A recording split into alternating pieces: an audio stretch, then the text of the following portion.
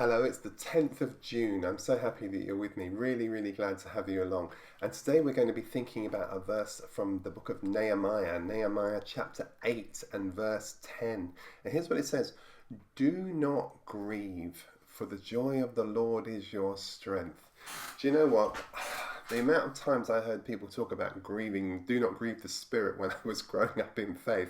But here I'm seeing something which is saying to me, don't let your spirit be grieved, because the Lord is your strength.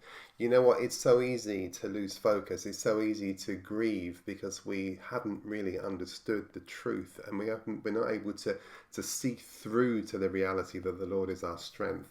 So let me set the scene for you in this particular passage, because I think it might be a helpful one for some of us. The people of Israel have returned from exile.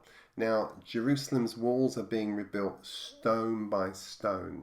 But of course, the thing here is it's not just the city that's broken. It's not just the walls of the city that's broken.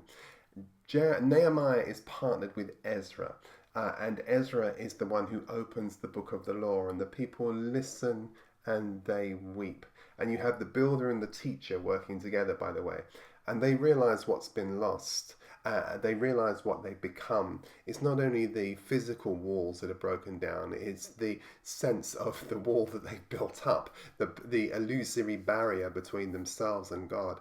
And so they are in a position not of joy, but one of absolute grief. And then comes this moment of divine interruption. Nehemiah brings it in this 8th chapter, and he says, don't grieve, for the Lord is your strength. And this isn't just cheer up, it may never happen. No.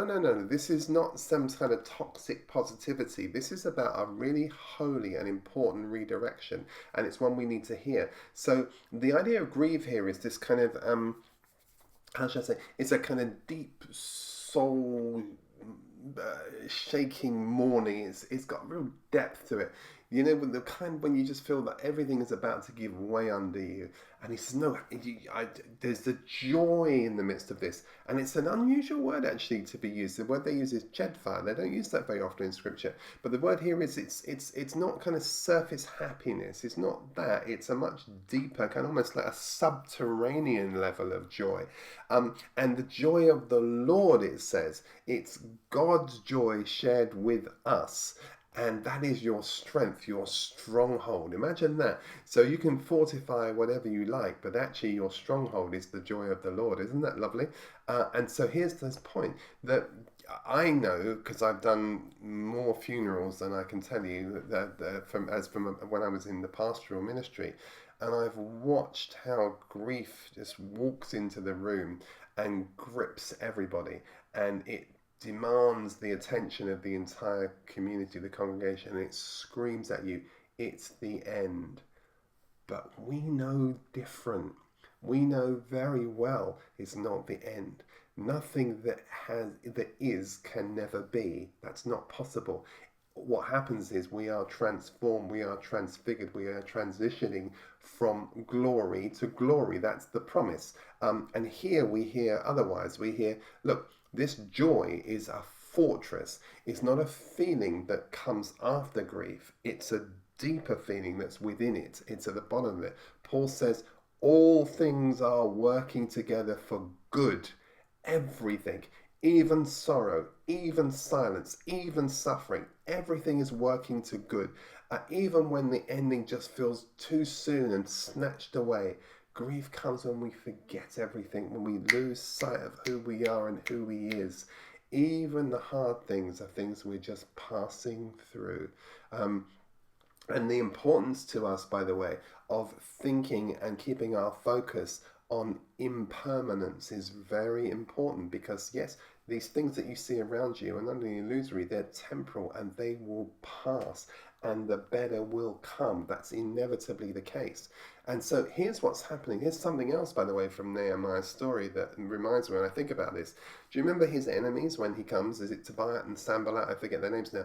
And he's busy about building up the walls, building up that identity, building up that base again. And they try and pull him down to get him into a dialogue. And his reply is, I'm doing great work. I can't come down from this wall. I'm not going to stop the building of the wall to come down and talk to you.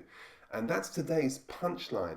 When you're rebuilding your joy, do not let somebody bring you down from the wall to talk nonsense to them. Carry on the rebuilding, because that's what's about.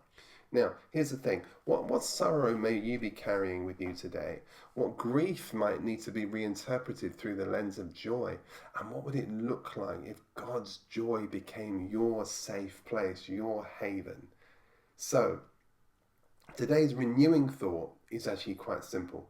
Grief may knock on the door, but joy is the house that you live in.